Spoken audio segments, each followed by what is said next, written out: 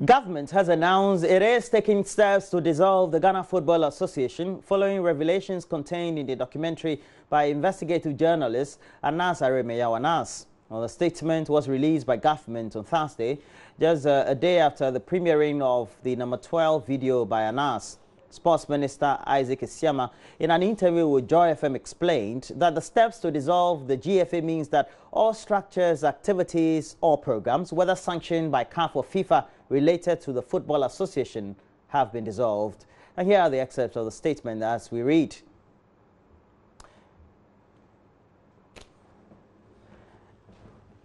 And it says the conduct of all officials as a result of the pervasive nature of the rot within the GFA, government has decided to, together with the suspending acting Director General of the Sports Authority, Robert Safo-Mensah, shown in the documentary to be involved in questionable, potentially criminal acts, is forthwith referred to the Ghana Police Service for further investigations and appropriate action.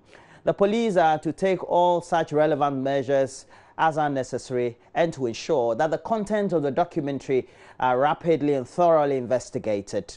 Secondly, having regard to the widespread nature of the apparent rot, as the statement puts it, involving top GFA officials, top NSA officials, match commissioners, football administrators and referees, government has decided to take immediate steps to have the GFA dissolved.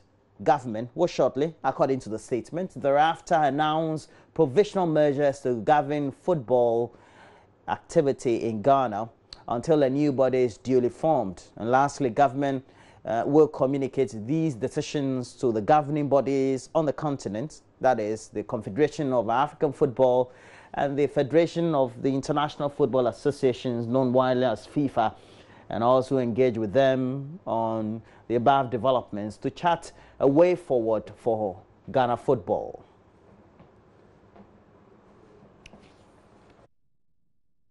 And a statement was signed by the Minister of Information, Dr. Mustafa Hamid. Now let's move on. Meanwhile, already we know the Speaker of Parliament, Professor Aaron Michael Quay, has directed the establishment of a special committee to investigate allegations of corruption at the Ghana Football Association that came up in the number 12 Anas Aremeyaw documentary. The documentary revealed, among others, that the Football Association President, Kwesi Nyantakyi, and other officials are allegedly taking bribes from investigators who posed as investors. Parliamentary correspondent Joseph Opoku Gakpo filed the following report on what transpired on the floor of Parliament. MP for Bodi Samson Ahi, who raised the issue on the floor, called for the resignation of the Ghana Football Association President, Kwesi Nyantakyi. Parliament, as an institution, must show concern. And for that matter, Mr. Speaker, I want to suggest that you allow a committee responsible for youth and sports to conduct independent inquiry into those allegations, and also to call on the GFA president to step aside. Minority Chief Whip Muntaka Mubarak backed the call for investigations. When he said maybe youth and sports committee, Mr. Speaker, I think that's a very large committee, 20-member committee, very large. If we could do a 5 or 7 member, that could be a smaller and could do a more detailed. I think that would be more useful than a large committee that may end up having too many arguments among them. So, Mr. Speaker, with this comment, I want to support the call by my colleague. Adansi Asokwa MP KT Hammond said the refusal of the GFA boss to resign is affecting the image of the country. I think that a call must come out of or go out of this August House today, that the person at the top of this administration should step down and allow those other people to run the institution to the extent that it gives opportunity for those who are investigating the matter to do it without the risk of interference from any other sort. The Speaker, the House must send out a voice, a very strong voice. Ghana is a beneficiary, and to this extent, the Speaker, has the reputation of this country has been brought into very, very, very serious disrepute. Majority Leader Osei Chairman Sabonsu, however, disagreed with the establishment of the committee, insisting the GFA is a private entity. The matter that has been raised by my colleague, he goes on to say that we should have the committee on youth and sports investigate. I have a little challenge with that. I have a little problem with that. Because we will agree that it is a private body. It will really represent a serious encroachment on their turf if Parliament should railroad ourselves through the arena of GFA. So we should be a bit circumspect in that regard. But I agree that there should be some moral persuasion that maybe it should stand. But the Speaker of Parliament, Professor Mike Okwe, ruled the House has the right to investigate the issue. Parliament has the power to make laws to regulate professional trade and business organizations. That is a very, very strong authority. For that matter, we are entitled to look into that matter and come to some conclusion one way or the other. And that is what our special committees, of course, must be able to do. We look at one or other issue. We are in an era where we all agree we are fighting corruption. And Parliament should be the authority that is most interested in view of it being a representative body of the entire people of Ghana. And for that matter, since no person, body or institution can assume an immunity from parliamentary investigation, I'll ask that we form a special committee. Right now, we'll quickly look at the matter, both sides of the House. Then we'll be able to know what recommendations we should make. Joseph Opoku-Gakpo's report for JoyNews.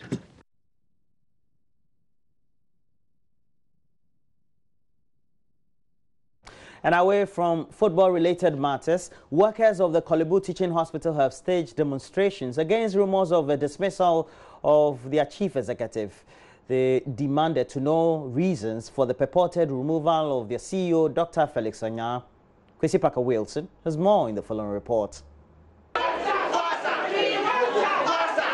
So just behind me is the administration block of the Kolebu Teaching Hospital. Now, a while ago, some members of or staff of the hospital gathered here demanding for reasons why their acting CEO has been dismissed by the president. They are saying that they don't understand why the president had to dismiss them, because the acting CEO is really helping project the image of Kolebu. That's everything with the fear of God.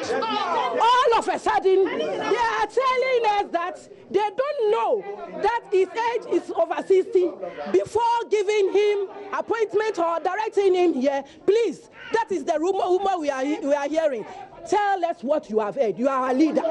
We want from you. Tell us. We want from you. Dr. Fair, other than that, we won't go. We will not go. Tell us. Open your mouth and tell us. So while the demonstration was ongoing, the president for the Senior Staff Association, Charles Ofe Palm, thronged to the premises and wanted to find out from them why they were demonstrating. Now, he's been explaining to them that they haven't received any official communication from the president, so they are just operating on rumors.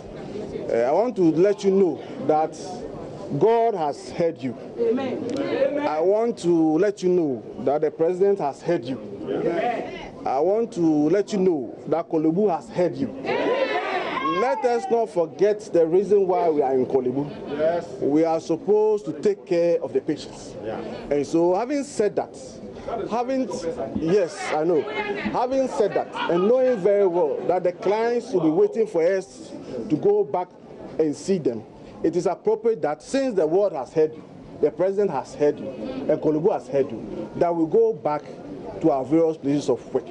Now, like she rightly said, it is a rumor. Have you seen any letter? No. Have you seen any letter saying that has been used? Yes. For your information, I'm revealing it here that the Senior Staff Association, under which I head, has already written to the President of the country. Minutes after his speech, some of the members actually agreed and considered that indeed they haven't received any official communication from the presidency. So they will call off the demonstration. But then a member of the Concerned Staff Association, Charles, he is saying that they are giving the authorities 3 days to respond to them. Failure to do so will amount to another demonstration. For us, we have agreed that we are quiet, but then if it doesn't come through to what we are expecting, we may have to protest again. So how many days are you giving authorities to respond to your concerns? So like the president said, it seems like he's now taking the ball into his own hands. He has accepted the fact. We are all looking up to him. I may not be able to say we are expecting this, but then if I cannot even say 2 or 3 days, we are expecting that he should be able to do something in the next 3 days. If it doesn't do something in the next 3 days, then we have to rise up again to be able to protest. For JoyNews, I am Kwesi Parker Wilson, reporting from Korle Bu Teaching Hospital.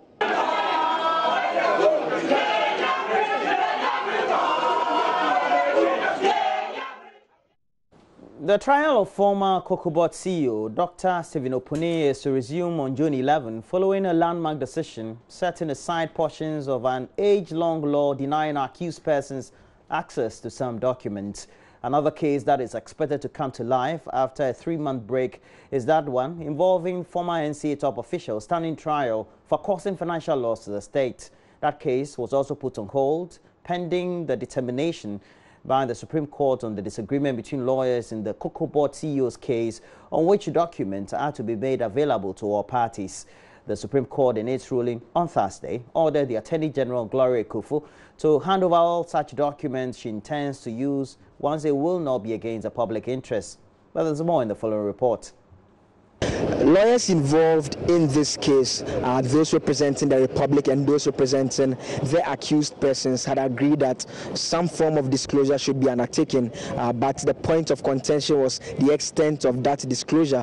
While the Attorney General had argued that it should be limited to relevant documents she intends to use in court, the defense lawyers had argued that it could be possible that there are documents that the AG does not intend to use, but it could help their case. The court took note of this agreement and disagreement by both sides, but proceeded to state that it was important that all documents be made available, yet the interest of the state must also be protected. So it placed some restrictions. Now the restrictions has to do with issues of relevance to the case and issues of the interest of the nation and public for that matter.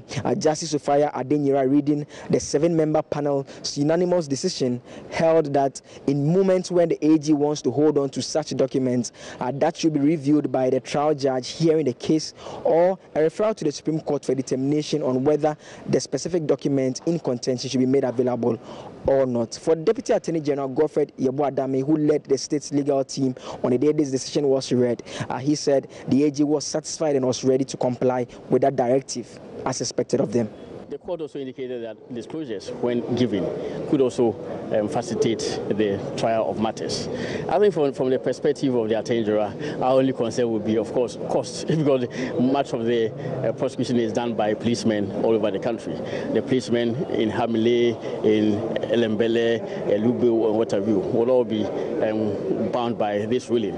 So the question is whether then they will have the resources to file the necessary documents and all. But of course, the court indicated that the documents are filed at the registry of the court. And I think that essentially, generally, the orders are satisfactory, particularly the limitations placed by the court, limitations relating to relevance of documents, limitations relating to public safety, limitations relating to the interests of the state and all. And indeed, the court indicated that is the discretion of the prosecution. For defense lawyer Godwin Edigi Tamaklo, this decision was very important, not just to his clients, but Ghana's legal system as a whole. We are very much satisfied with the decision of the Supreme Court today. As you are all aware, before the trial courts, we made the point at all material time that be it a summary trial, we were entitled to full disclosure. The court said the documents should be tendered, it should be filed at the registry of the court, and not when the trial is going on, then you push the document through. The Supreme Court said no. File it at the registry. It should be served on the accused person or his counsel. But the leeway of an adjournment, if a surprise comes, that should be sufficient. Absolutely, which is good for us, because you were there during the NCA trial. You saw situations where the accused persons were handed documents right there in court. This decision of the Supreme Court, as expected, has some implications for two high-profile cases that are currently on hold. The first being that involving the former top NC officials, with the second being that involving former Cocoa Board CEO Dr. Stephen Kwabena and businessman Seydou Agongo, who are both standing trial on various charges ranging from that of causing financial loss to the state. We expect dates to be fixed for the two cases as it will resume at the two high courts here in this particular matter. Reporting for JoyNews on the Supreme Court, my name is Joseph Akable.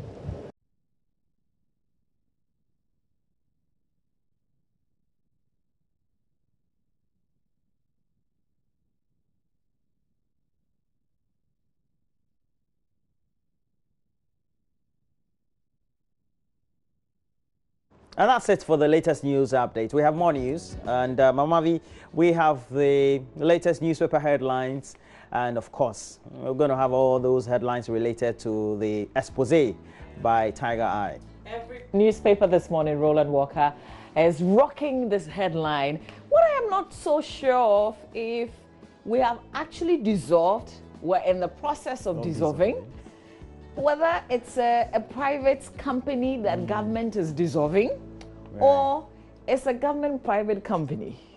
Well, the good thing is that you and I have spoken to many people, legal and non-legal, into sports administration and not so into sports administration. I even spoke to some corporate people.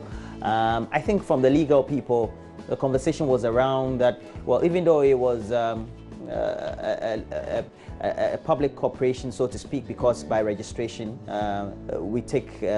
it has its own registration, public limited liability company, etc. They get some funding for its activities from the states, and because largely that is dependent on the state, they feel that the state can also take some action on that. We don't know the legalities and what the parent body, FIFA and CAF, will say on this. All right, so the aftermath of number 12, all the angles covered here on the AM show. But remember, there were some demonstrations yesterday as well, and there was a big court decision. The Supreme Court made a pronouncement. We've got Joseph Akable, who will join us during the newspapers. In a bit, we'll check out what the online portals are also reporting, and we'll bring you your views as well. So definitely stay with us here on the AM show. We'll be right back.